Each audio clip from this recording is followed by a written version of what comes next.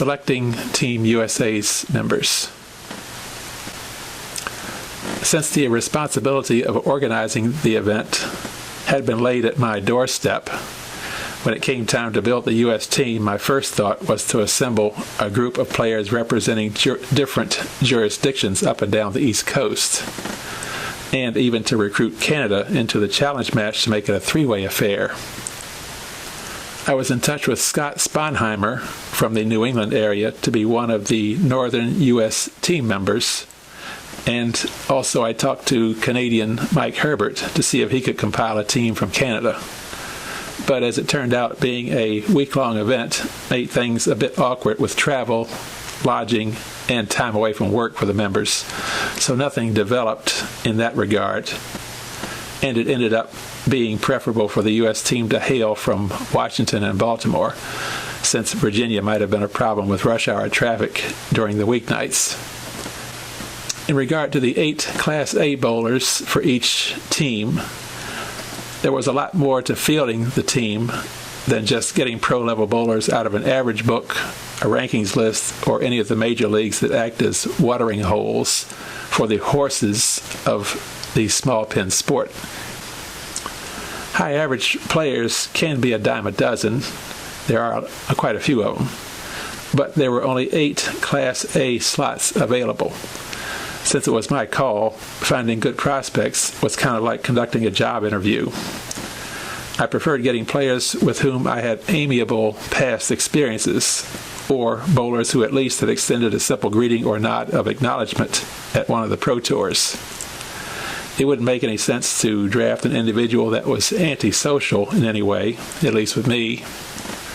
And while my criteria for selecting Team USA members did involve bowlers that were on friendly terms with me, this wasn't a case of simply choosing friends, however.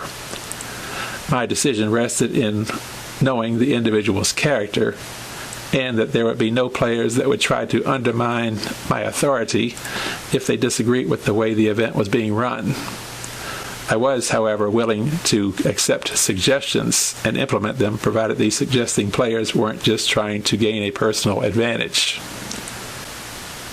Cordiality was another trait that the bowlers had to exhibit, and it was an important factor in regard to a bowler who was expected to exhibit respectful interactions with our South American visitors. I also wanted players who would present the right kind of outward image to represent the United States. You never know who is going to be in attendance or watching the videos later. I didn't want individuals who would posture when things were going well or react like they had been violated when things went poorly. However, recent tournament performances at that time played a key role in considering Team USA's members. A few months prior to selecting the U.S. team, there was a men's pro tour at White Oak that had some noteworthy performances, and a comfort level for bowling at White Oak would have also been a plus. But there were a few players that I recalled when I visited that White Oak event in which there were bowlers trashing the establishment just because of their own bad bowling. And so these candidates were put at the bottom of the selection pool. And so began the search. When the first opportunity came up, I visited one of the Pro Tours in the Baltimore area. Based upon my personal selection criteria, the first bowler I approached was Mike Steinert, as he had always been friendly with me. I explained the event, and he was interested, but he had to decline on the week-long aspect of the event at that time due to his work schedule. I can't remember if it was a week or 2 or 3 weeks afterward, but he later was able to rearrange his schedule. But unfortunately, by that time, I had already gotten commitments from the full complement of players, and I couldn't go back on my picks by that time, especially since I had mailed out official invitations to all of Team USA. The next bowler I asked at the Baltimore tour ended up being the first official member of Team USA, and that was Lewis Somerville. Lewis impressed me as the pinnacle of professionalism at the White Oak event a few months prior. He was a strong bowler, especially in the clutch, But most importantly, there were two things that struck me about Somerville's demeanor as being made to order for this competition. In the White Oak event, when things didn't go Lewis's way in his final stepladder match, in which he had the misfortune of chopping the front pin off of something like 2 or maybe even 3 two-pinner spare conversions in a single game, he took it all in stride. And so he had aced the sportsmanship part of the test. But even more significant to me was another facet of his persona. I watched him at White Oak and also had noticed on prior occasions how immaculately he was dressed. He always had his shirt tucked in and would typically wear dress pants in the pro events. I think this is one area where the DPBA made a mistake a few years back in relaxing its dress code. When professionals make the effort to treat the game with the utmost respect of dressing up for the sport and for the audience, it exudes professionalism that elevates the pros in the public eye, and they tend to stand out as centerpieces representing the integrity of the game. Spectators tend to look upon these upper-tier bowlers as being on a level up from the casual player. When a guy looks the part, it's easier to overlook errors of the moment when competing. This subconsciously brings about a respect for the event and the game and makes the trip to the bowling alley seem a little more worthwhile for the casual visitor as something special to witness, and it encourages people to return at another time.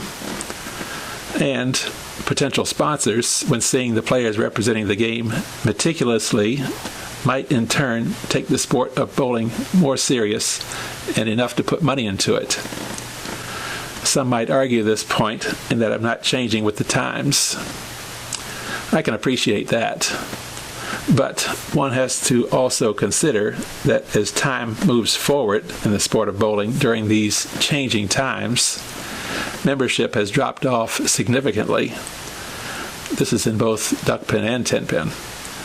The tourists can no longer feed off the work of past generations, and an effort has to be made by the bowlers to raise the level of the game for those who watch it.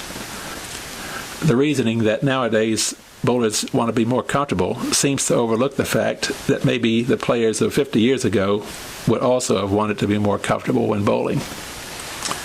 But in getting back to the Team USA selection process, during my visit to the Pro Tour, I believe it was on this day that I approached John Biederman, who wasn't in my immediate circle of friends, being in the Baltimore jurisdiction, but he was also very congenial and would take the time to speak and carry on a conversation with me. He was enthusiastic about the international event, and so he became a team member. Within a few days, I contacted a few of the locals at White Oak, some of whom were former MMSTL members, including Billy Thomas, Mark Davis, and Buddy Turner, and they agreed. Kenny Harrell was an early invitee also.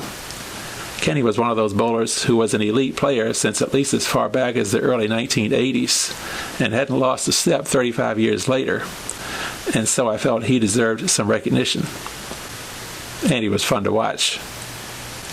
And then available was Steve Rowley, who was a fixture at White Oak Lanes, being an employee of the house, and he was the runner-up in the White Oak event from a few months previous.